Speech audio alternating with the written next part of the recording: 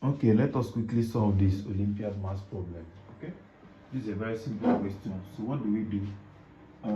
First of all, to remove the first square root, we have to square both sides. Okay, so if I square both sides, I'm going to have the square root of 96 plus the square root of 13 plus the square root of 7 plus the square root of x. All right, all squared is equal to 10 squared. So the square take care of the bigger square roots.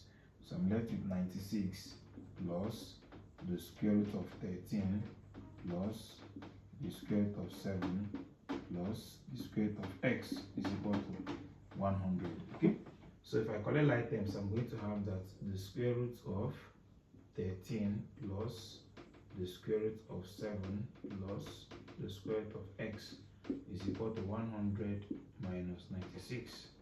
So which is the square root of 13 plus the square root of 7 plus the square root of x is equal to 4. Okay, so we have to square both sides again so that we can take care of the bigger square root. So this is now the square root of 13 plus the square root of 7 plus the square root of x all squared is equal to 4 squared. Okay, so this take care of the bigger square root. I'm having 13 plus the square root of 7 plus the square root of x is equal to 16.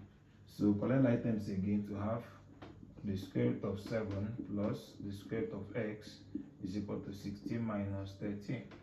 So I'm having that the square root of 7 plus the square root of x is equal to 3.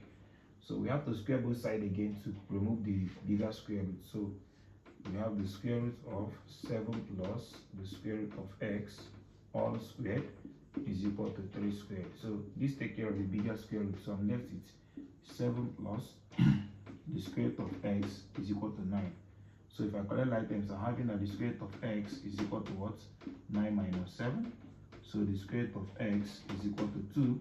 So if I square both sides, I'm going to have that the square root of x all squared is equal to 2 squared.